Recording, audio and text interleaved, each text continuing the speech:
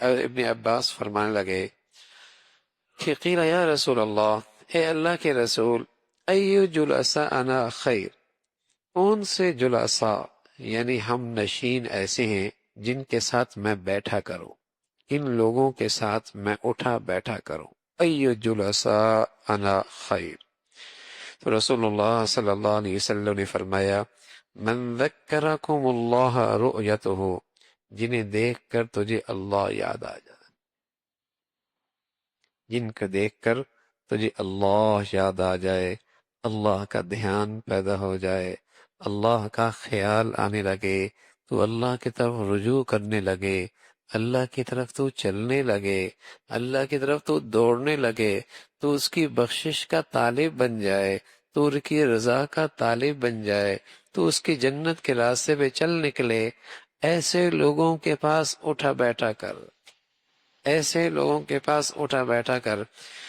وزاد فی علمکم منطقہ، اور ان کی گفتگو سے تیرے علم میں اضافہ ہو، اور ان کی گفتگو سے تیرے علم میں اضافہ ہو۔ وذکرکم بالآخرہ عملہ، اور ان کا عمل تجھے آخرت کی یاد دلا دے۔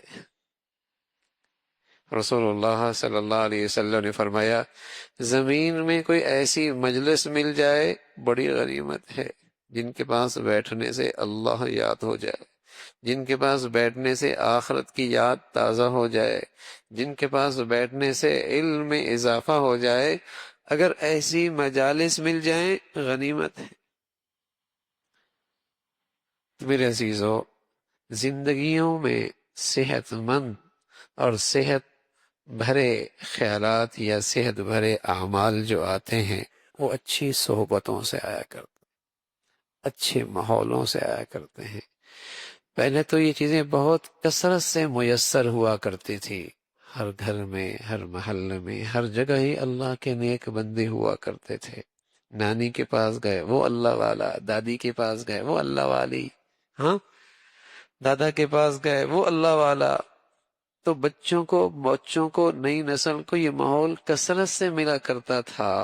بڑے بھی انہیں اچھی باتیں سکھاتے تھے، نانی نانا بھی اچھی باتیں سکھایا کرتے تھے، ان کی تربیت ہر ماحول میں ہوتی رہتی تھی۔ اور اب میرے عزیزو، کسی کے پاس وقت کوئی نہیں۔ اب میرے بچوں کو سکھانے والے کون ہیں؟ ظاہر ہے انہیں کوئی نہ کوئی تو صحبت چاہیے نا، تو وہ انٹرنیٹ پہ بیٹھتے ہیں، وہ فیس بک پہ بیٹھتے ہیں، وہ انٹرنیٹ پہ بیٹھتے ہیں، اس لیے کہ انہوں نے اپنے دوست تلاش کرنے جن کے پاس وہ وقت گزارے، جن کے پاس وہ وقت گزارے، کوئی نہ کوئی تو انہیں تلاش کرنا ہے نا، وہ ان کے پاس بیٹھتے ہیں۔ اور پھر ان میں بیٹھے لوگ انہیں پڑھا رہے ہوتے ہیں، اور کیا پڑھا رہے ہوتے ہیں ہم دیکھ رہے ہیں، وہ کیا سکھا رہے ہوتے ہیں ہم دیکھ رہے ہیں۔